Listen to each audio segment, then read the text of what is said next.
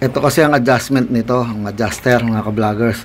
Yung yero na nandoon, pagka kayo ay nag-handbrake, nagpupush yan para gumalaw po to. To. Ayan o, to. Kailangan gumagalaw to mga ka-vloggers ha. Ayan o. Oh. Parang stack up Ang ayaw gumalaw Stack up sa loob. Kailangan pre-up pa yan mga ka-vloggers. Mga ka-vloggers, welcome po sa akin channel. Sana'y magustuhan po ninyo yung video na ito.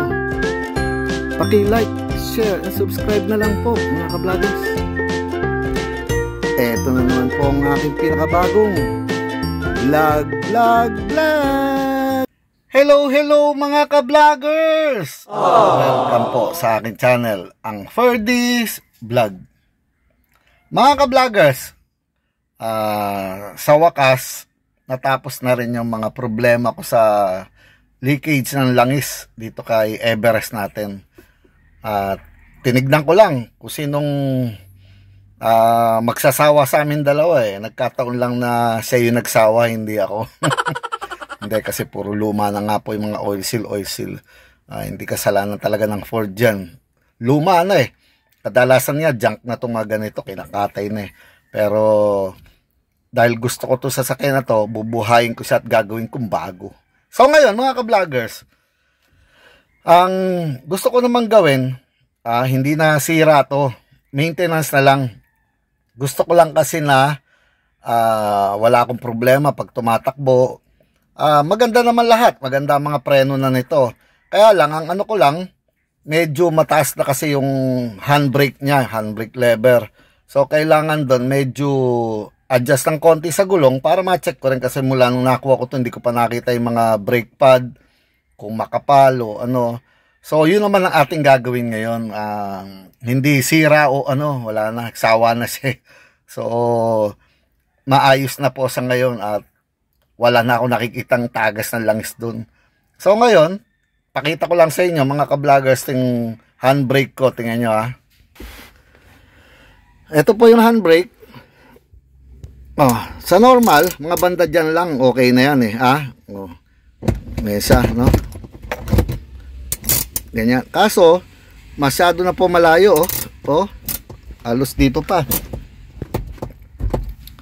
Ang layo na mga ka-vloggers. So, ibig lang sabihin, malayo na po yung gap ng brake drum sa kanyang brake pad. Ayan layo Ang gusto ko banda rito lang Ayan, kaso dito wala pa, wala kang maramdaman Wala. So, dito wala. Malayo pa. Kaliwa kasi to. Ayan Ang layo mga ka-vloggers. So, adjust lang yan. Walang problema yan. Gusto ko lang ipakita ulit sa inyo. Gaya nga nasabi ko, lahat ng mga ginagawa ko rito para makita ninyo ang pagme-maintenance ko ng sasakyan. Kung gaano ko kaselan sa mga langis, sa mga ganyan, hindi pwede yung gamit lang ng gamit mga ka-vlogger. So, tara na, gawin na natin. Simulan na po ang trabaho. Pakita ko po sa inyo.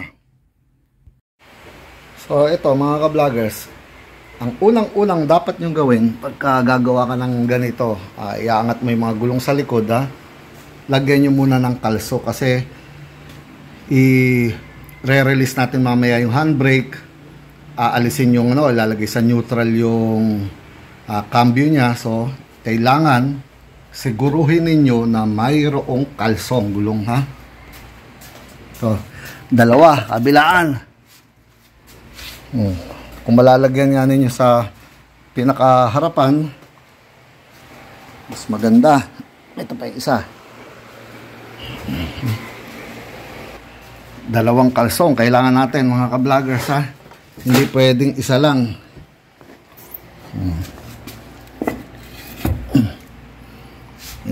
Dalawa na sila. At lalagyan ko din mga ka-vloggers yung kahit yung isang gulong lang sa harapan naman para hindi na siya gagalaw kasi naka-neutral na yan, walang handbrake mga ka-vloggers tandaan nyo. Ayan. So nakalak na. Tapos meron din kalso sa kabila pa Okay, simulan na natin. So ito mga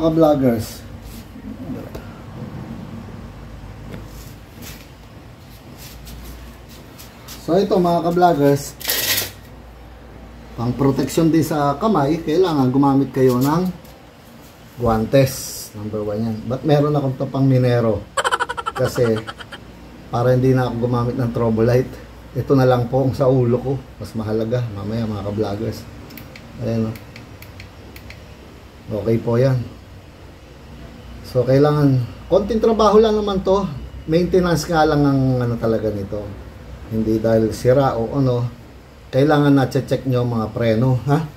Kahit meron ka namang impact wrench sa ganito, mas gusto ko pa rin na niluluwagan ko muna dito po, ha?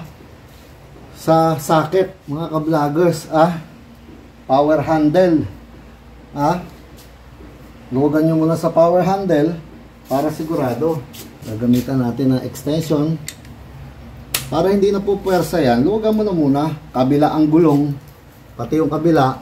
Tapos i-jack ko na lang to dahil mataas yung sasakyan. I-jack ko siya sa differential, sabay lagay ng mga stand. Kailangan meron kayong mga ganito, dalawa.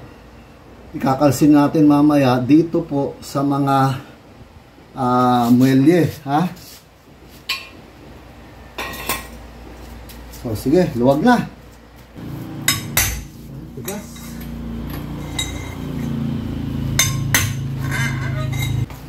Dali, luwagan ko lang yung sa kabila na rin, ha?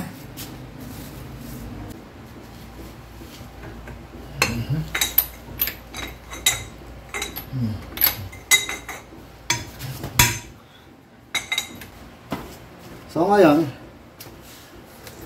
ang pagja-jack sa kanya, titirahin ko sa doon sa gitna na lang ng differential mga ka-vloggers, ha?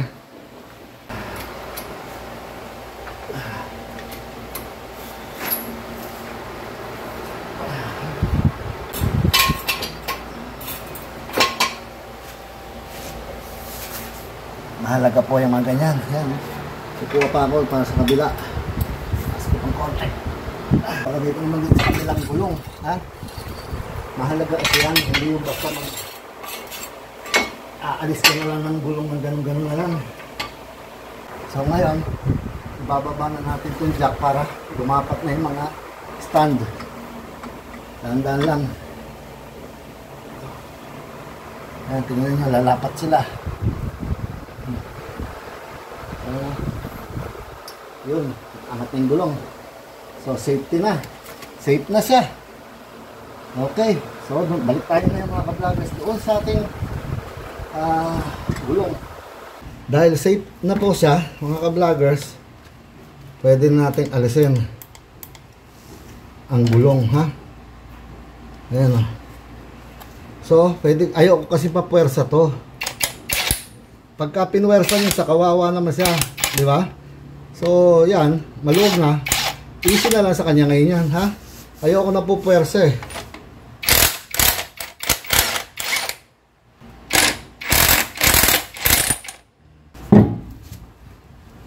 Medyo malaki to.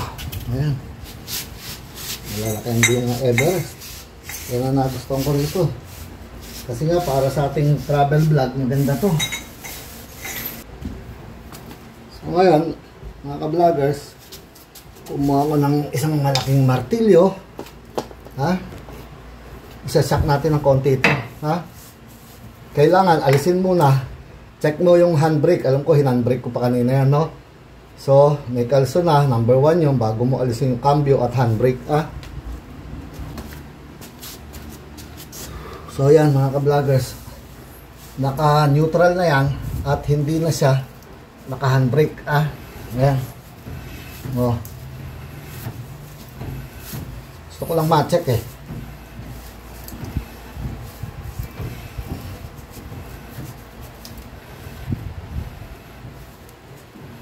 Kung madikit naman eh.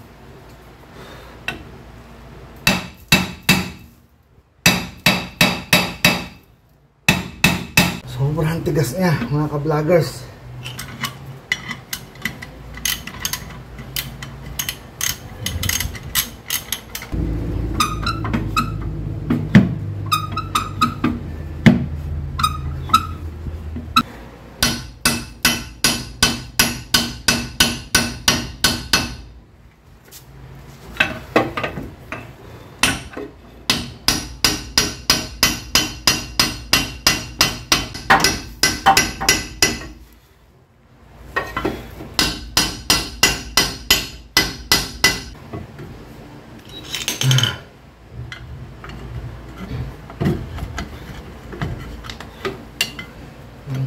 nakakapit.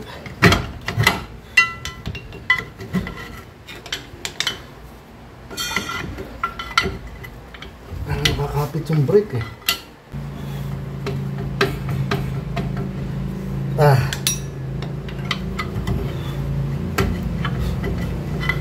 Nakakabit yung ano.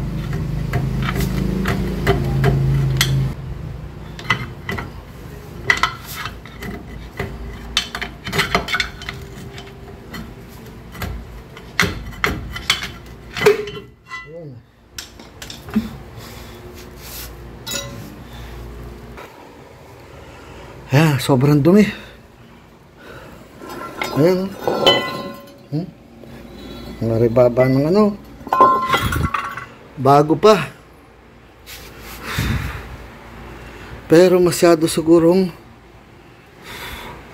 naka-adjust yung handbrake. Kumakalawit siya mga ka-vloggers.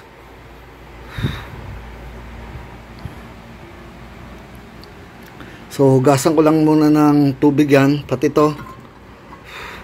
Tapos, bobombahan natin ang hangin. Siguro, ibabalik kong konti. Imbis na i-adjust, ibabalik kong konti. Masama. Sa kabila siguro yung ano dyan, larga masyado. Sige. Kuha muna akong tubig. So, ito. Tinry kong ikot yung dito sa kanan. Kaya, masyado nilang in-adjust yung sa handbrake. Kasi po, dito sa kabila ay maluwag naman masyado. Doon sinikipan. Ayan o. Tingnan po ninyo. O. Freewheeling dito. O. Yung kabila masyado masikip. Kaya ang hirap alisin. O. Etong i-adjust. Yung kabila ibabalik kong konti. O. So gasan ko lang muna mga ka-vloggers ha. Wala pa tayong tubig. So ito. Basain nyo. Kasi masama rin sa kalusugan yung ano, yung ganyang mga galing dyan, asbestos ha, yung ka-vloggers eh no?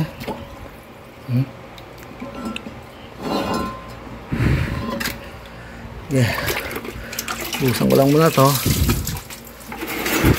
at sabayan natin ng brush ha. So yan, linis. Sabayan ng brush. Tapos bombahan mamaya ng hangin.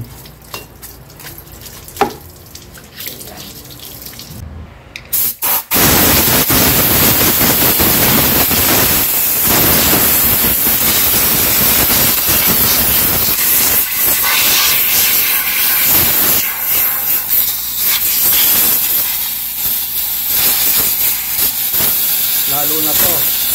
Ayan o yung adjustment. Dahil pagka nagkatubig, makalawangin. Baka hindi nyo na ma-adjust ha.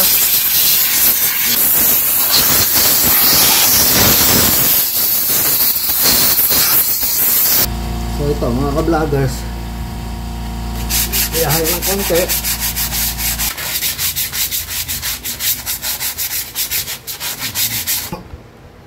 Okay na.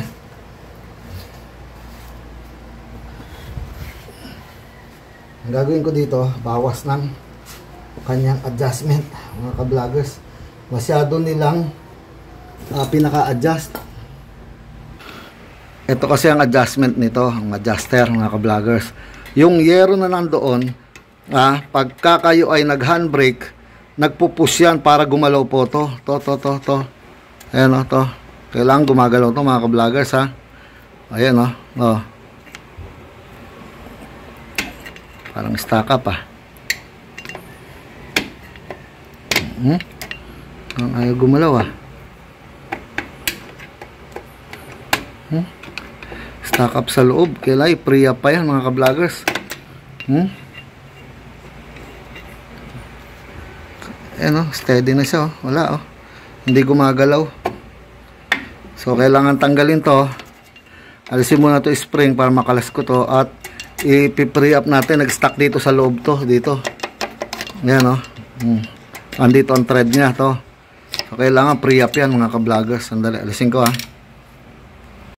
So ito mga ka-vloggers, tanggalin nyo lang yung lock na nandito no, sa loob. Parang ganon. Iikot lang ninyo ha, kontrahan nyo sa likod. Tapos matatanggal na po ninyo yun ha. Ngayon ito yung ating concern yan itong adjuster na to. Ayun So kailangan gumagalaw po to. Ayan dyan sa thread niya yan, stack up na, ayaw gumalaw ha. Kung hindi nyo sa ma-i-adjust ha. So ipi-pre up lang natin yan. Linisin ng konti itong dito sa likod na to. Tapos ibabalik na po ulit. Sandali lang, linisin ko lang. Kailangan gumalaw po to ha. So ito mga ka-vloggers, nakalas ko na siya, no? Ayan ninyo. Ito na. So na-pre up ko na, nilagyan ko na rin ng konting grasa yung thread. Ayan po, gumagalaw dapat siya na yan papasok sa dito sa loob mga ka-vloggers. Ayan tanyo ngayon nakalarga pa i-adjust ko.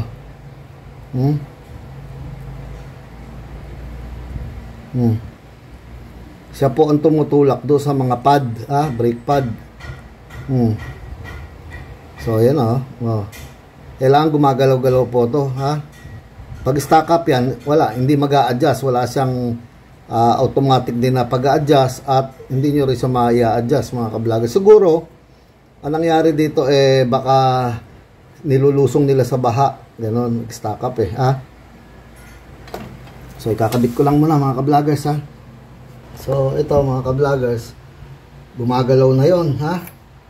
So susubukan lang natin, isalpak muna ngayon tapos adjust tayo ha.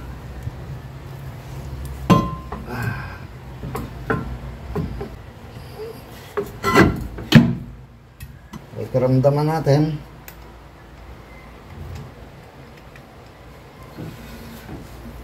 Ayan, malayo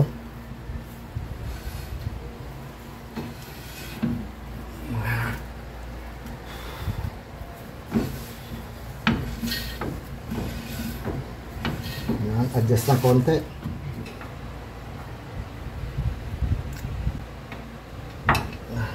Pagka screwdriver na maigsi.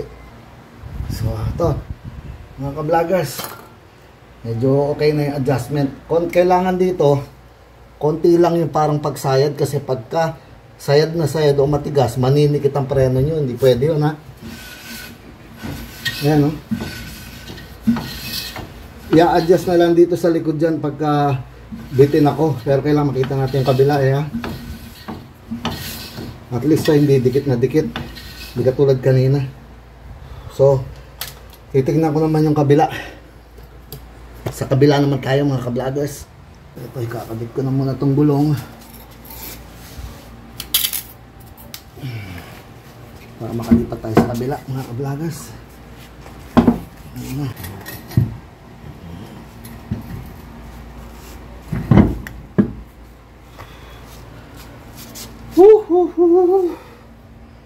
Napakahirap, ang sikip kasi. Madali lang sa mga ka-vloggers kaso masikip yung lugar.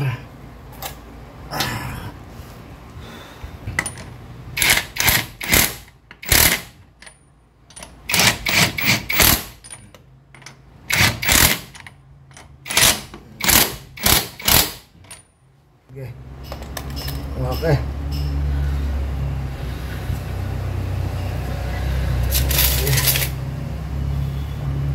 Lipat na sa kabila mga ka-vloggers. So gaya ng sa kabila, naluwag ako na kasi rin yan kanina.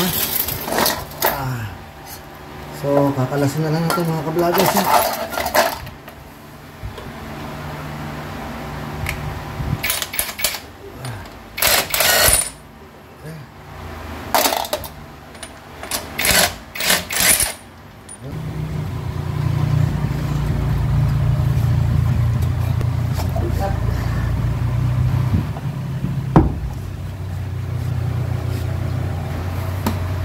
Ganun din mga ka-vloggers.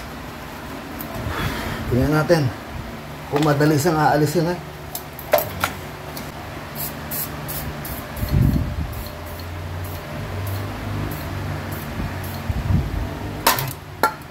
Lason.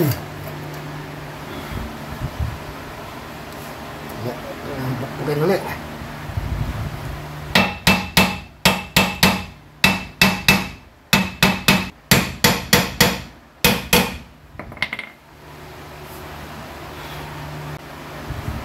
Kaya pwersahin na naman.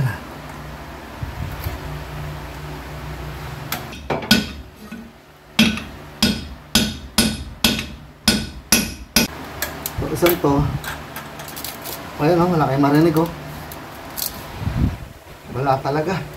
Hindi dumidikit mga ka-vloggers. Kaya pala malayo. So, medyo mas madali ito. Kasi nga hindi nakakapit yung brake. Kaya ito mga ka-vloggers. Tingnan natin ha. Kung hindi stack up yung sana naman hindi. Ha? Yun o. Gumagalaw. Ayun o. So okay to. Linis-linis lang to. Ayun o. Good. Konting linis lang. Basahin din ng tubig. Tapos balik na uli. Adjust lang ng konti yung brake dyan. Ayan, makita nyo yung clearance na yan. So kailangan magkaroon siya ng konting clearance mga ka-vloggers. So ito, linis-linis muna ang tubig. Ayan, ganun din sa kampano kanina. Ayun, dumi. Pinakunan niya sige tata.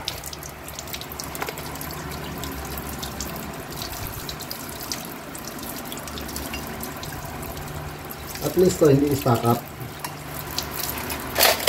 Kanina kasi stack up.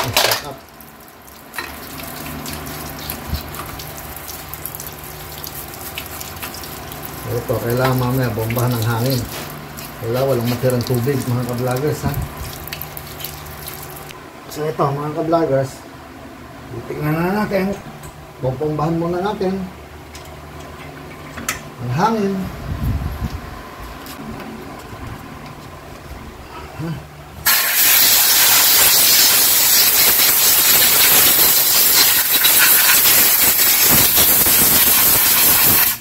Napakalaga na meron kang compressor ng hangin sa bahay.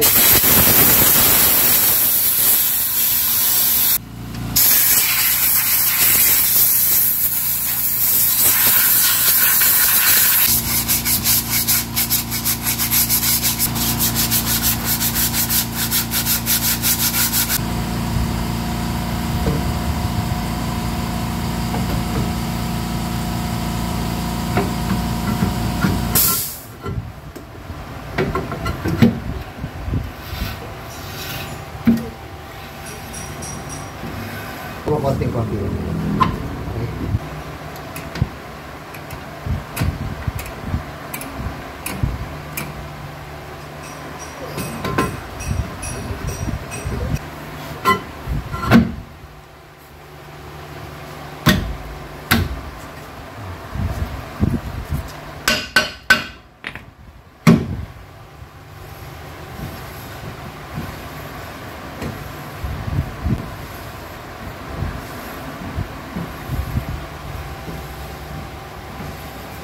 Medyo dumadampi na. So adjust ko na lang sa likod dyan pagka medyo ois na mga ka-vloggers.